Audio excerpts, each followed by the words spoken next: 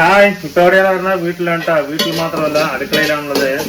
ഇതാ അടിപൊളിയായിട്ട് ഇതാ ചിക്കൻ ചാറ് വെച്ചുകൊണ്ടിരിക്കുകയാണ്. അടിപൊളിയായി വണക്കൊണ്ടിരിക്കുന്നുണ്ട്. കണ്ടല്ലേ, ഇതാ ഉള്ളിയൊക്കെ വണക്കൊണ്ടിരിക്കുന്നുണ്ട്. ചെറിയ ഉള്ളി വണക്കിതാ തേങ്ങ അരച്ച് വെച്ചിട്ടുണ്ട്. ഇതാ സ്പെഷ്യൽ മസാലക്കൂട്ടുകളൊക്കെ ആക്കി വെച്ചിട്ടുണ്ട്. ഇതാ ഇഞ്ചി ചതച്ച് ഇതാ വെട്ടി വെച്ചിട്ടുണ്ട്.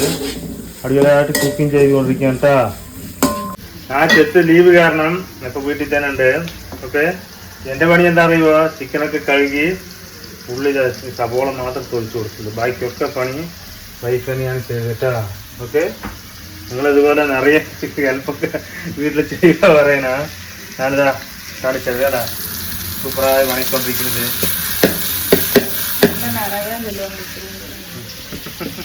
അടുത്ത പരിപാടി എന്താണെന്ന് നിങ്ങൾക്ക് അറിയില്ലേ?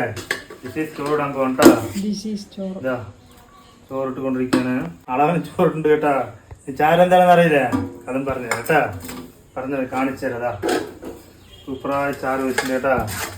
ചിക്കൻ ചാറാണ് വെച്ചേട്ടാ. ഗ്രേവി അല്ല, ഗ്രേവി പോലെ ആയി തോന്നുന്നുണ്ട്. സൂപ്പറായ ചാറ് വെച്ചിട്ടുണ്ട് കേട്ടാ.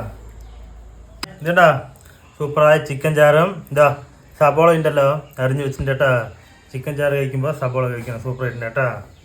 ഇതാ അത് കുഴയ്ക്കാൻ പോവാണ്. ഇതാ ചിക്കനൊക്കെ ചേർന്ന് കുഴയ്ക്കണ്ട. ഇതാ സബോള ഇറച്ചൊക്കെ കഴിക്കണ്ട.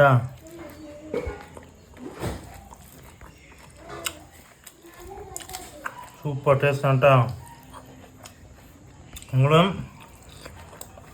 ഉച്ചയ്ക്ക് ചിക്കൻ ചോറൊക്കെ ഉണ്ടാക്കി ചോറ് കഴിച്ച് എന്ത് കഴിച്ചാണ് കമൻറ്റ് ചെയ്യുക. വിലയിലേക്കൊക്കെ